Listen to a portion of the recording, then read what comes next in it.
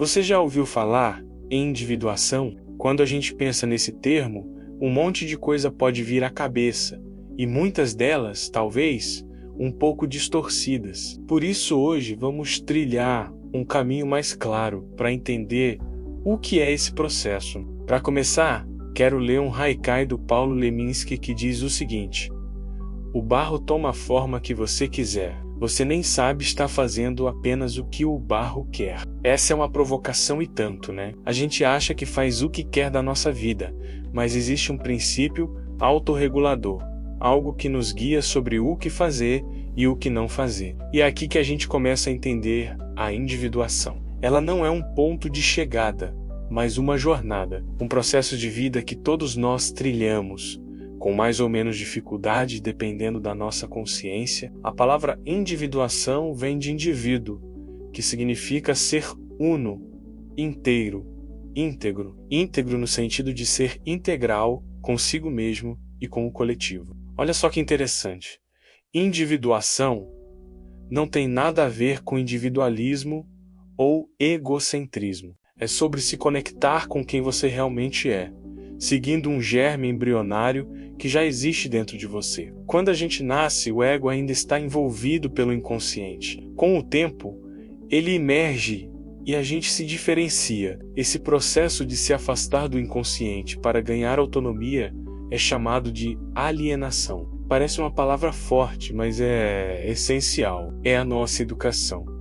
Aprendemos a falar, a andar, a socializar. Tudo isso fortalece o ego e a consciência. Sem essa etapa, não teríamos identidade, autonomia e o mais importante, consciência. E, para ter individuação, tem que ter consciência. Não existe individuação sem consciência. Antes dessa alienação, existe um estado que Jung chama de inflação. É quando o ego se identifica com o self ou o si mesmo, que é o arquétipo central da nossa psique. O self é o barro do Leminski.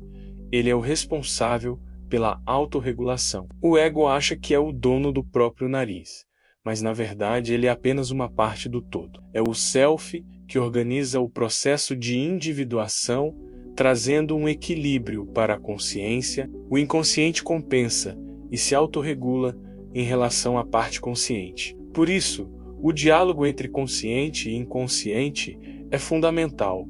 Como diz o ditado, manda quem pode, obedece quem tem juízo. Se o ego ignora o inconsciente, o que surge é a neurose. A vida fica rígida, repetitiva. As coisas não fluem. A gente fica preso, fazendo sempre a mesma coisa. É importante dizer que a individuação não tem uma meta a ser atingida. Não é como se a gente fosse chegar lá e pronto, acabou. Realizar a totalidade não significa se tornar a totalidade, senão seríamos deuses.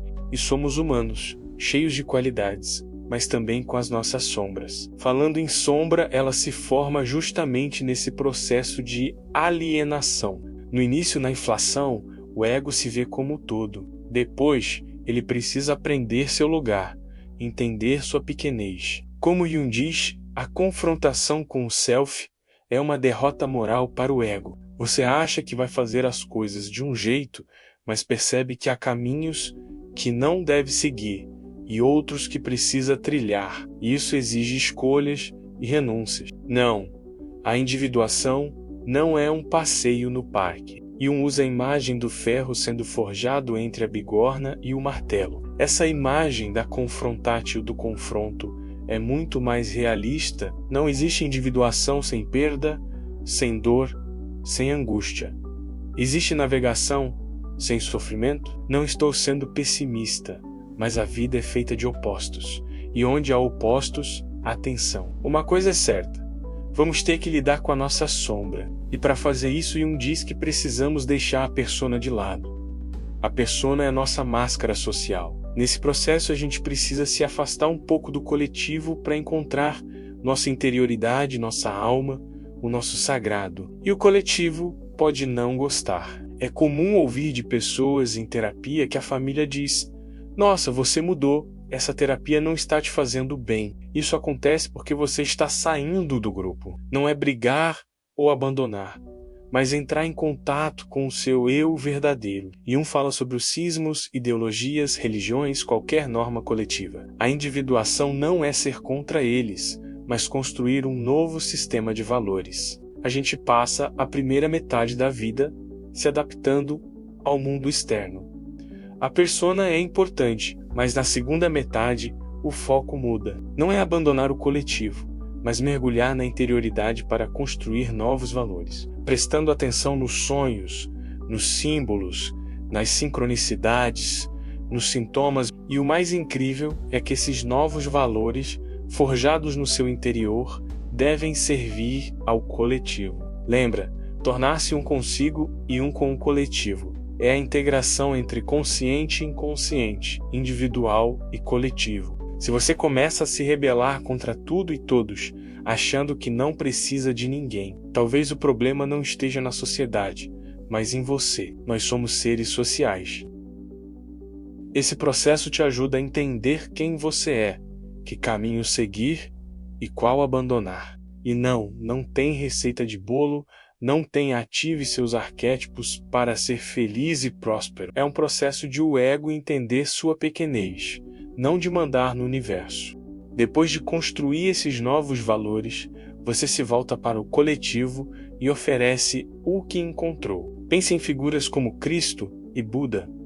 O caminho deles foi de retirada, de interiorização, e quando retornaram, serviram ao coletivo com os valores que encontraram em suas almas. Claro que não seremos como eles, mas simbolicamente a pergunta é: o que você tem a oferecer? Suas habilidades, sua essência, tudo isso deve responder a uma demanda do coletivo. Te conectar com o outro, com a dor do outro. É um trabalho para a vida toda. Nunca vamos bater a meta, mas estaremos sempre buscando nos tornar um indivíduo íntegro conosco e com os outros. É um processo que tanto integra quanto exclui, mas acima de tudo é um acréscimo. Não tem a ver com perfeição.